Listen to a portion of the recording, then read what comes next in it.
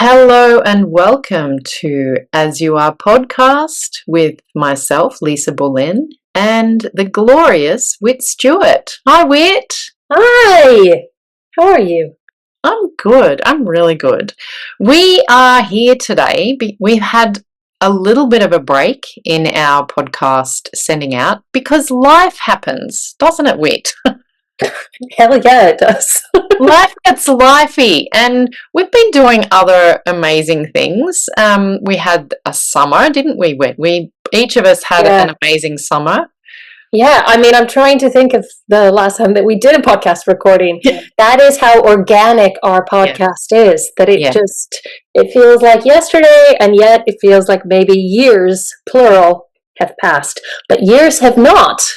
Years have not passed because we have, in fact, known each other for just over 1 year now. Which is amazing. Amazing. It is Amazing. amazing. I know. It's amazing. My heart is so Yeah. warm and full when you say that. Yeah. It is, and it is probably around about a year ago that we came up with the idea. We hadn't known each other for very long, and we were in another group that we all met through other things. It is amazing how all of these online worlds that we're in, we can connect with people, and we have actually met once in the flesh, which was also incredible, but that we can have a relationship and do these amazing creative things and grow and develop as human beings, even though we don't actually physically see each other. So the podcast was born out of us both wanting to have a platform and share our voices and our ideas and our skills and experiences. And I don't know, was it me? Did I say, Whit, do you want to do Yeah, I was smiling because I was like, that's not exactly how it was born. I think it was born because you wanted that for a long time. And then you were like, hey, I want to start a podcast. Do you want to start a podcast? And I was like, why the hell not? Okay. I had not thought of starting a podcast before, but I was delighted to be asked. And also, I felt like it stretched me in terms of where I was in my business and my life. The idea of having a podcast scared me, but it also excited me. And I do believe that when I am scared and excited at the same time, that usually it's a sign that it's an area of growth that is good for me to enter into. So, yeah, I was scared and excited. And I was like, sure, why the hell not? And you were like, here we go. Yeah, and we did. And we've done, I don't know how many episodes, because I don't know, maybe 16 or something like that. And it's been really amazing because we are able to choose whatever it is that we want to talk about. And today, I mean, apart from the fact that we're celebrating the fact that we have been kind of in each other's worlds for about a year, that we also wanted to talk about money. And it is not something that I necessarily was taught about, and it is something that we have been sharing a little bit about our money stories and our ideas and our habits and perhaps the things that we want to kind of move forward and get the ducks in a row a little bit in terms of business as well. And I think that it's important to have these discussions, especially as women, as as business owners, and just the fact that we're not very often taught how to manage money, and you kind of have to muddle through. And I certainly know that being in the groups that we have both been in with, that it's been really fantastic to be able to share what you're going through and the process of shifting away from the old money stories that you have, the things that perhaps hold you back and the things that are led by fear, and moving towards something that is more open and more kind of in line with how we are as people, certainly how I am as a person. And I don't want to let fear hold me back. So that's why, we decided that we would start with money. So I would love to hear from you, Whit. Maybe some of your money experiences. Do you have money stories that you've let go of? Oh God, yeah. I am, continually in a process with money. I think most of us are. Um, but my past money story, it comes originally from a family that had a lot, then had nothing, had a lot, then lost it all. Didn't teach us anything about money, um, except for, I think, a lot of bad habits and probably a lot of good stuff too. Um, and then I became a grown up, and I just felt like I was like totally in the dark. Like I had no fucking idea of what to do. I also was in, I kind of felt like I was spat out of college in New York City, one of the most expensive cities in the world. And I was like, I can't live here. I can't. I mean, I didn't even see it as an option. It wasn't even an option. Um, but I think in terms of my money story, I mean, I come back to the same thing again and again, which is like the amount of healing I've done on my nervous system through my body, it continues to make money feel safer and safer to me. Money felt very unsafe to me for a very long time. Very scary, all about survival, because it's about survival. We all have to deal with money, whether we like it or not.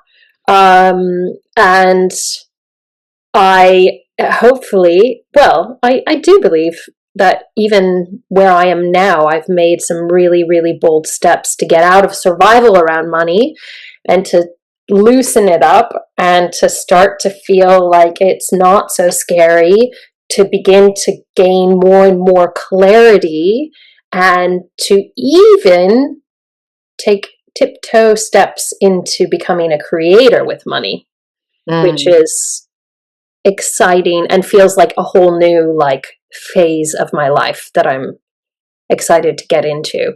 I don't think it's that black and white. I don't think it's that like, oh, I went from survival to like, yeah, now I'm good with money and now I'm creating with money. But I do think it is part of my desired expansion around money is to go into a place where it feels fun and it feels playful and it feels creative, and it, because money, like everything else, is just energy, right? Right. It is, but it has so much kind of baggage attached to it, because we grow up in families that are maybe good with it or not. And as you said, your family, it was like, feast or famine and not much in between. I probably had the opposite thing where I just didn't kind of think about it. We lived a really comfortable life and we did some amazing things. My parents were really good at saving, so we had some incredible family holidays, and I just sort of didn't, I had this expectation that it would always be there, and then became an adult myself and I'm like, oh, okay. And I have done some amazing things and have had jobs where I've been paid really well, and then the last 10 years, like moving to Finland, it was not a financial decision. I can tell you, a lot of people would have gone, no, I'm not moving country to work for the basic wage after doing years of study and years of work. Like, it just wouldn't be on people's radars. Yet I did that, and I realized that I carried, during that process, I think carried a lot of baggage. It has a lot attached to it. I mean, power and control. And I know there are people who have been in experiences where money has been a way of controlling them, or in partner situations. And I've got friends who have had hideous divorces, and the money situation there is things like their ex-partner has stopped working so that they don't have to pay any maintenance, and things like tying up money in trust so that their partner, the mother of their children, can't get any money, and has to kind of like work themselves to the bone to kind of survive. The stories that you hear are hideous, so it does come with a lot of baggage, and I think it does require some kind of connection to your body and an understanding of how you're moving through the world and how are you reacting or responding to events and decision-making processes even, that kind of influence how we feel and how we view money and taking control. It can be scary because there's a whole lot you don't know. You trust banks. Should you trust banks? I don't know.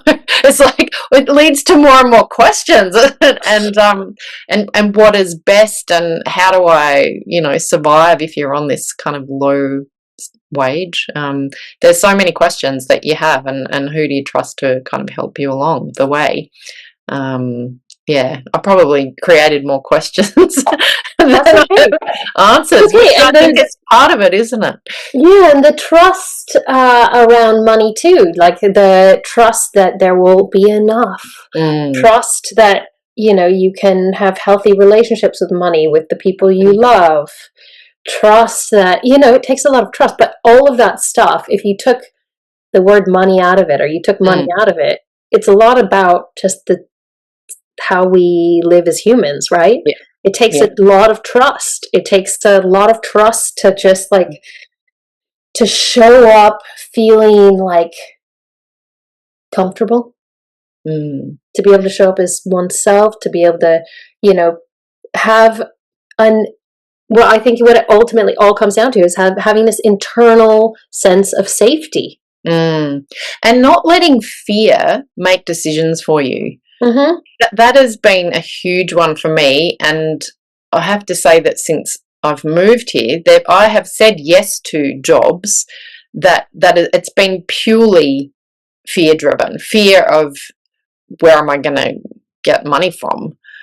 Because I was a teacher in Australia, I had a good income, and then coming here, I couldn't work as a teacher for various reasons as a full-time continuously employed person, and so there's always that fear of, will I get another job? And so I've said yes to things that really it challenged me.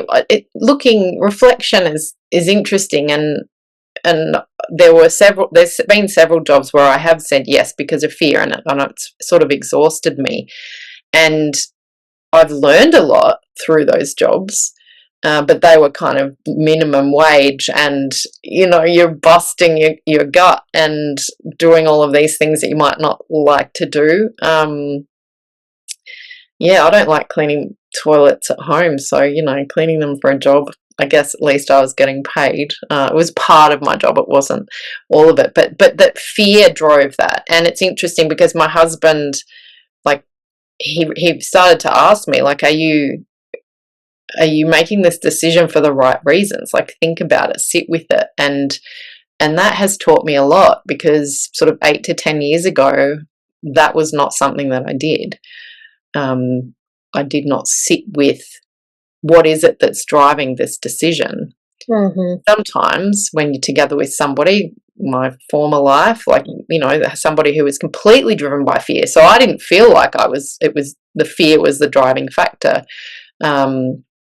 And it relates to money, because you say yes to things that perhaps aren't in your best interest, whether it's financially or energy-wise, just depleting you as a human. Mm-hmm. Well, and sometimes we don't, as you said, sometimes we don't even know that it's fear. And it is all about, again, it goes to our most basic instincts of survival, because money provides the roof over our heads, the food that we're eating. It allows us to take care of people that we love and ourselves. It makes a shit ton of sense. But I have taken also, when you were saying I've taken all these jobs, one job in particular I took, and it was consistent work. And I remember talking to my friend, this was years ago, I remember talking to my friend and me being like, it might suck my soul out a little bit, but it was still for a good cause, but it was just not my cause. And she was like, don't do it. And I did it because I had a little kid. I was on my own. I was a single mom at the time. And I did it. And for years, that job brought me money. But it did exhaust me. When you say those jobs exhausted you, it exhausted me on like soul level. And I wonder what it would have made space for in my life if I had not accepted that job. Because I wonder if, I mean, a bigger thing that was aligned could have come into my life. I mean, maybe not. We don't know, what these decisions, like what would have been. But now I'm at a place in my life where I am trying to make space for money. So I'm trying to make space for money in terms of like not jumping in and saying yes to things immediately because I'm based in some sort of fear around like needing to make money, have more money. And also just, I've done lots of money programs as well, lots of money learning, lots of like, talk about like energetic and physical space, even clearing out our spaces and, like how we make space for money to come in. And part of that is cleaning up our money. I've been in so much of my life of being like, well, I just don't have enough to even like figure out my bank account and get it all clear because there's not enough coming in. So once I get money coming in, then I'll get clear about my money. But everything that I know now is like, it doesn't really work like that. Like you actually have to like clean it up to make space for money to come in. And acknowledge that you have money coming in. Yeah. That whole feeling around it's not enough. Like when I will in the future. But of course, if you're not doing anything now in the present, it's not going to change. Like it doesn't suddenly like land in your lap. Maybe for some people it does. Certainly hasn't been my situation. But I feel now I am going through a period of change and I am about to move continents again, and I have the opportunity to kind of start afresh in a way. So that means new banks when I'm moving to Australia from Finland, new banks, new accounts, and I can do it in a way and set it up in a way that I feel like I have control, because I've realized that the bank that I was in Australia was because of my first husband. It wasn't the bank that I chose. It was because he didn't want to change banks, so I changed. And then the bank here, it was because that was my husband's bank. What the hell? No, but this is so common. This is most women who are married. I would say. I mean, I don't know that as a fact, but I'm sure it is. And I mean, I did move country, so of course I take advice. My husband is an accountant, so you can't. And it was easy. I guess it was easy, but now I'm really doing my research.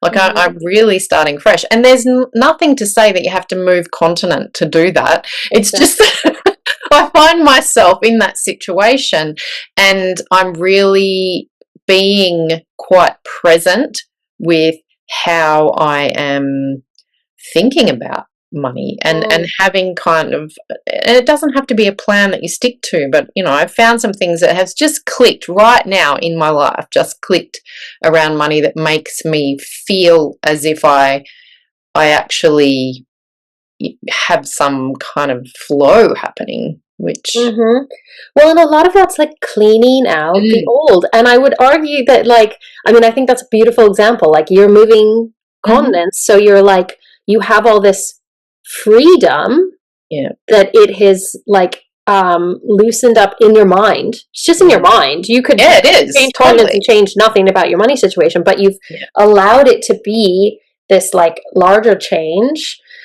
But we can do that at any point, right? We can pretend we're moving continents at any point. We can. Exactly. I would say, like, just in terms of the making conscious choices, I remember a really conscious money choice that I made that wasn't very long ago. I mean, it was like probably a year ago, where I have two accountants because I'm scared of my taxes and I have someone else do them for me. So, but I have to have two because I live in the UK and I also file American taxes. So my this company I was filing with, they just assigned me an accountant. And it was a man, and he was from I don't know where, and I just had for like a few years I worked with him, and he was really short with all my questions, and he was really just, he wasn't outwardly rude or anything like that. It was this very familiar thing that I had experienced in money situations with men, with mechanics. Mm-hmm. You know, this sort of like, oh, you don't understand, like, just let me do it sort of a thing. Yeah. And I wrote the company a year ago, and I said, I want a woman as my accountant, and I want to work with a woman. And so they were like, oh yeah, we can look. And they took a little while to get back to me. And now I have this incredible woman who, I mean, I just asked her a bunch of questions because I just filed, and she was so incredibly lovely and wanted to explain it all to me. And now I'm at a place too where I'm asking questions. Yeah. I was too paralyzed for not too paralyzed, but I was paralyzed for a long time. And I wasn't even able to have curiosity around money things. I was too freaked out about my taxes and too freaked out about my like money stuff, where I was just like, can you just handle it? Can you just... And also in that process, you kind of wonder that your curiosity gets cut off because you're meeting people who aren't willing to be open in their answers or even offer that space. Do you have any questions? How can I help you? Is there a question that you want to just start the process? So you get cut off, and as women we are, any women listening will know they've all had that experience where it's just like, don't you worry your pretty little head about it. And you kind of, because you sometimes I keep going back to this, you don't know what you don't know. Sometimes you don't know what questions to ask. Yeah and but we have to start from somewhere. So basically my rule right now is like, I'm only working with women in money stuff, like and I have a bank in the UK, at least, that was started by women. I consciously made that decision. Awesome. I'm just trying to really surround myself by women who know about money, and that includes learning from women who know about money. So I signed up for something with Female Invest over here. I don't know if you know them.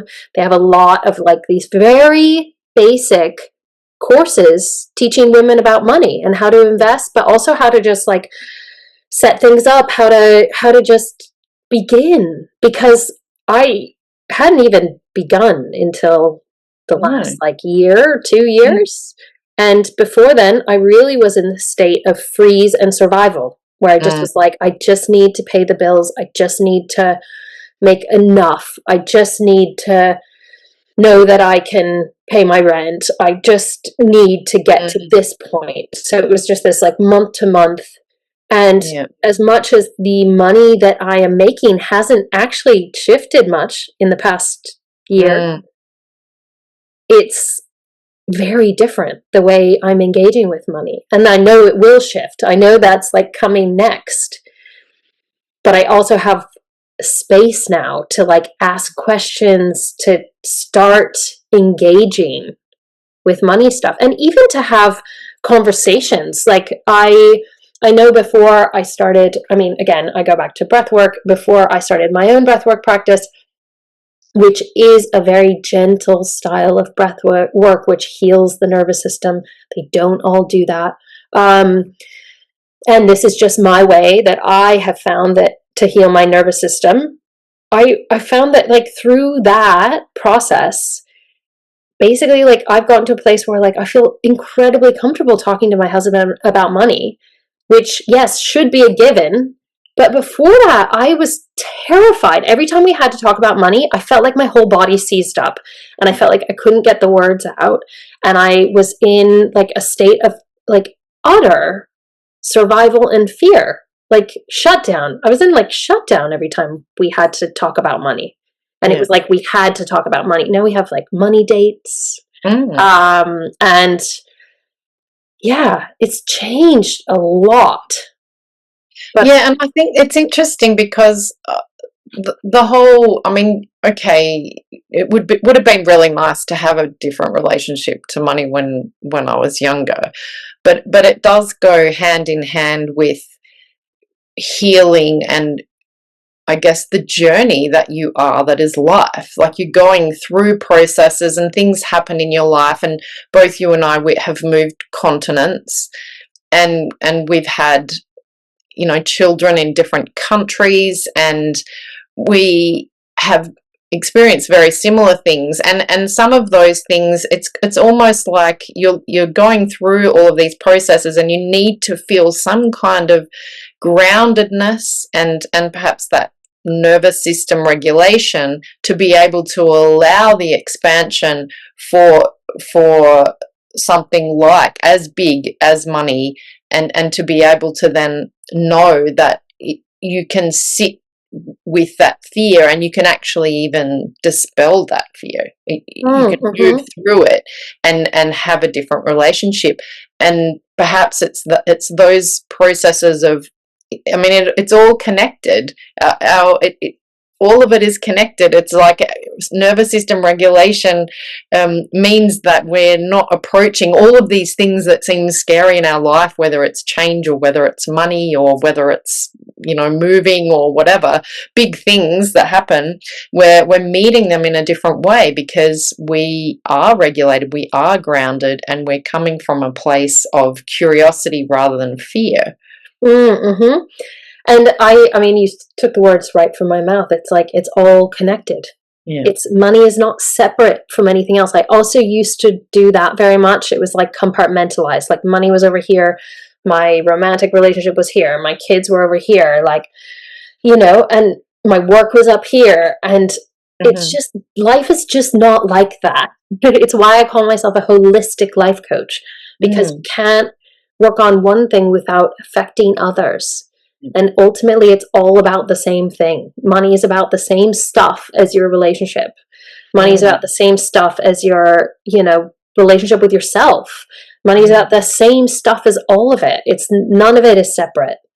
And all of the work that you do on yourself will have a positive impact on all of the different aspects of your life, including money. So I was just thinking about the times that I've had where I've like really got in touch with my inner child and really held that little Lisa.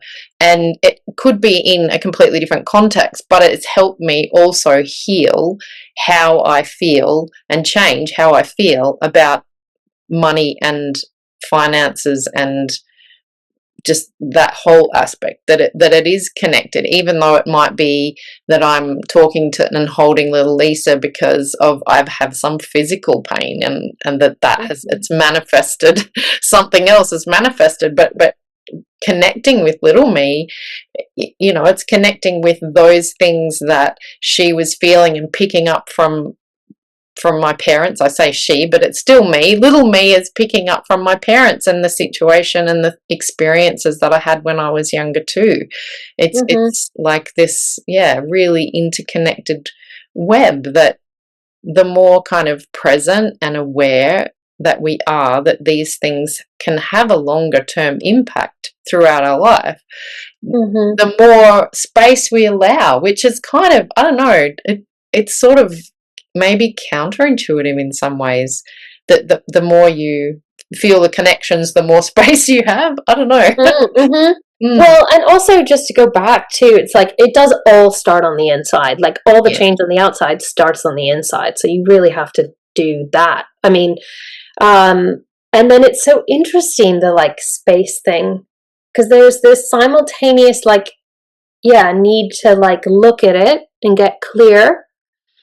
And also to be able to like hold it with open hands and trust and believe and like, you know that it's coming and all these things. And we're speaking also from, we've had fluid work, like working for ourselves and being contractors and all this stuff. We don't have currently consistent 9-to-5 jobs as some people do. But I think that that's another part about money that is probably freaking a lot of people out right now, is like AI, the fact that our jobs are shifting, the way we work is shifting. Like, it's not, I mean, COVID was like the first, something that came in that so shifted the way so many people worked, right? During COVID, but then after. There's so much more flexibility suddenly, like in the office, and maybe you can work from home, or maybe you can work from home a couple of days a week, or maybe you can have a 4-day week and still be as productive as a 5-day week. Exactly. So like it's all shifting, and such is life, right? That it all changes. It never stays the same. But I think in part of that, the sort of like getting clear on money, and then also trusting that it will come, that it will be there. I trust that money will be there. Those are all things that I've worked a long time to like get to, and I'm not there all the time. No, and I mean, we're not perfect. It's not like we're walking along, swimmingly with, throwing notes in the air. It is more like a shift in how we are in ourselves. And as you say, I think trust is an important thing. It's trusting yourself and not judging yourself, and making conscious decisions. I choose to shop secondhand. I don't always, but it's a choice that I make, and it's not necessarily about saving money, but it's about consumption and how I choose to consume, and those things are also connected. It's, do we need more stuff in the world? We have, I think, 6 generations worth of clothing, for example. Now, that is terrifying in itself, and a big chunk of that, it's not even good clothing. So, how do we move and make choices to make sure that our planet is also healthy? And again, it's not judgment, that's just how I've choose to live. I make no judgment if people like shopping. I don't necessarily love it, but I certainly do think about what it is like that I consume, which is also attached again to money. Well, and it's a really interesting, it's an interesting thing. There was a moment last year when I suddenly in my body realized that I had a choice as to how I spent my money, money that I made. I have a choice to pay my bills.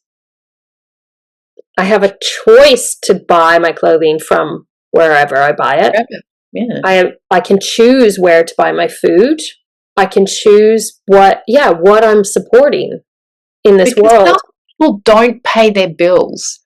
What'd you say? Some people actually choose to pay their bills. I kind of, that blew my mind. My husband worked in this electricity company. He was CFO. he would say, oh yeah, like people get their electricity cut off in Finland, this is like you've had 6 months of warning and you're already behind 6 months. And who knows? But who knows what those people's situations are? And that's also they could be making a choice. Yeah. Maybe they have money and they are making a choice to spend it elsewhere. But that I found when it actually sunk into my body, that it was so empowering, because I was like, for so long I didn't see paying the electricity bill as a choice.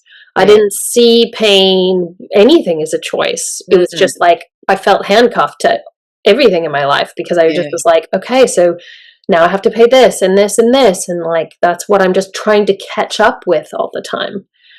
But we get to choose.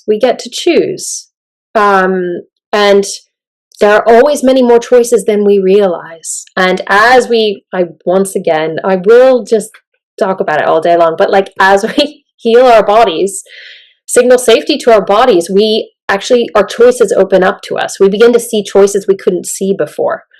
And that's a really incredible process, because they could be right in front of your face, and suddenly you're like, oh shit, I could do that. Yeah, it is really fascinating, that, because we've been meeting a lot of people who have just discovered that we're moving continent, and people here where we're living, and who say how brave we are, and it's kind of like, okay. I mean, I think they actually forget I'm from Australia. It is my home. They've kind of forgotten that aspect, but people have said, like, how do you do this? And it was like, well, you ask yourself questions, you get curious. It's like, if I quit my job, and it's interesting because my husband came back from meeting somebody for lunch, and this guy, he was like full of fear about everything, knew he had to leave his job, but was just too scared to do it. And my husband just sort of laid it out. It's like, well, a lot of people here have summer cottages. They have cottages in the countryside, even though it's like a tiny place. It'd be like 20 or 30 minutes away. And he said, well, do you have a summer cottage? Yes. Paid off? Yes. Can you live in it in winter? Yes, because not all of them are. And he said, well, you could give up the apartment in town, which is still only 30 minutes away from you. And, you could quit your job and live there. And then, what about the job that you do? There is this, and this. And he just, like, and this guy's mind was just blown. He'd never thought that he could actually not live in the apartment that was kind of draining his financial resources, because it still had a mortgage. You could just get rid of that, go live in the place that he's already paid off, or inherited probably here, and the not even being able to see that. So there's not even the curiosity there to be able to, like, start asking the questions of what can I do, and let's see what happens to this guy, whether fear shuts him down or whether he's open to that, because we can endure huge amounts of pain and suffering because we're absolutely scared about our financial future. So it can crush us. And we can't even see that there are other options than to continue on as we are, sort of like chugging away and being a slave to the system. Yeah. So, and that is like most people. And it's not anyone's fault. Again, it's like when we get stuck in those places of fear, like you've been there, I've been there, like, and we live in a society that's just trying to make us all so scared. Yeah. So yeah, we're totally in that system, that capitalist system that just keeps us churning and running on the hamster wheel. It's not to say that everybody should just like up and quit their job, but start asking the questions. How can I change my life for the better? Can I actually ask enough questions that I feel good about rocking up to this job I currently hate? Yeah. And a tell for me was, I can't. Like when I started to say, oh, well, I can't do that. It's like, well, why not? What are the things that are stopping me? And, okay, like think about all of those things and what are the other options? And I mean, I'll go back to that. You don't know what you don't know, because sometimes that can be something that's blocking you. Either you don't even know. I mean, I did move state before I moved to Finland. I moved state and I didn't even know that I could work for a company as a relief teacher. I ended up doing it later, but I didn't even know that was an option. So I was kind of like overwhelmed completely that I had to move away from somewhere I didn't really want to, and I didn't know what I didn't know. I mean, now I would say to somebody, well, there are all of these options, but I didn't even have the space to be able to even ask the questions. So I just kept going on the path that it would have been much better for me to do that at that particular point in my life. But of course, hindsight is a beautiful thing. But it's the space and curiosity and giving yourself the grace, I guess, and the opportunity to ask those questions. Yeah, and I think, well, one thing I would say is, just before I forget, is I love that you said, like, I knew there was something there because I kept saying I can't. What comes up for me is I don't know what I'm doing. My brain just goes to mush, and I'm like, I don't know what I'm doing. This happens when I'm like, trying to get my taxes together. And it also happens when I've like taken the wrong train and I'm like somewhere in London. Yeah. It's like, it just appears when I'm like, ah! And I know when that question comes up, I counter it with, I'm figuring this out. Yeah, nice. I'm in the process of figuring this out. I can figure this out. One of those things. But I know that when that pops into my head, I'm in a state of survival. And it's just my brain going like, back off. We need to, like, this is not safe. It's protecting, isn't it? I mean, you know, you're kind of having to, part of, I guess, living and going through the processes of living is that you start to realize there are things that you have inside of yourself that actually aren't you. They're like survival techniques. And of course it's super helpful, but not anymore, not necessarily in this modern life that we live in. And you being stuck somewhere in London thinking that you don't know what you're doing, I mean, you like, take a deep breath and you're figuring it out, because there's other trains. Yeah, like it's going to be just fine, brain and body. We're going to be just fine here. Yeah. But I would also say, like, after that, so there are the questions that pop in, but other things that can help us when we begin to ask questions about what we want and where we're going. Notice when you get jealous of other people. Notice when you feel envious. Like, we are so apt in our culture to, like, shut those things down. There's so much shame around them. We're not supposed to feel them. We're not supposed to want what other people have. Like, you know, it says so much about us. But notice those things, because I actually find that those things are really, really helpful. I mean, sometimes I'm just like, even on Instagram, and I'm like, oh, fuck. I'm like, God, that's amazing. I want that. And then I'm like, interesting. I'm like, you know, envious of that person and what they're doing. Why am I envious of what they're doing? Is it because of where they are? Is it because of the work that they're doing? Is it because they look free? Is it because they look, you know, like at peace? Whatever. Like, what is it about this image or this person that, you know, sometimes it's just like someone who rubs me the wrong way, and I'm just like, every time I see them, I'm just like, hi. And it's like, that's such a sign to me that there's something there. And those are really, really good, helpful hints to us to explore something. And then if we allow the feeling to be, and we're like, okay, there's envy, that probably tells me that there's something I want there, then you can start to get curious. Then you can start to explore, like, okay, what would it take for me to, I'm envious of where they are. I'm envious of them having a house that's their own. So then you can start to take mini steps toward those things.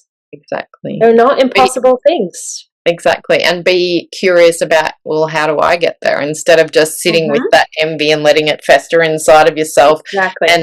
And you kind of then never taking any action. The curiosity is so important to lead you to the places. Yeah, you never know where it's going to lead you, but just being open enough to even start to ask the questions, you can at least then take the steps and then perhaps even take some action. Absolutely. And then I just would say too, like, in that, you know, in taking action, that is how we, like, kind of work through fear. By taking action and taking, like, mini tiny micro steps in the beginning sometimes. And sometimes when my brain says, like, you don't know what you're doing, I'm like, I don't know what I'm doing. I don't know what action to take. But if I sit down and I make a list, sometimes I start backward, like I go backwards. So I want to be here. I'm just using the tax example. I want to finish my taxes. So what's the first, you know, what's the thing I need to do? What's one thing I need to do to get me closer to that? And just get really, like, practical and logical about it. And then look at the mini step and be like, okay, could I do that today? And then I time myself in those moments sometimes too. When I look at it and I'm like, okay, how long do I think that could take? And I'm like, well, what if I just do half an hour of work? I'll just do half an hour working on my taxes. I'll try to get through 6 months. And then usually it takes less time than I think. Usually I get the momentum then. You know, then you start getting momentum, and then you're like, hey, this isn't that hard. Hey, I do know what I'm doing. Hey, I have this one question, but I can write that down, and there's someone I can ask, because there are always resources as well. But we don't know the questions to ask until we begin to take the steps. But we have to start small. We can't look at just the end. That's right. We get completely overwhelmed by the end. And it is that thing of bringing it back to money, it's like, well, I would like to have this much, but it's like, well, what can I do? Like savings in my bank account, for example. Well, what do I need to do? I need to take a first step. Just sitting there and not doing anything. It's like, well, how can I start with that? Well, you got to, save €1, $1, a pound. First, you got to actually take some action. Maybe I live off 80% of my salary and I save the rest. Or, it's even like, well, what book is good? Maybe I can ask somebody. Is there a finance book available? But it is that taking action, moving forward, and I think that also gives you space.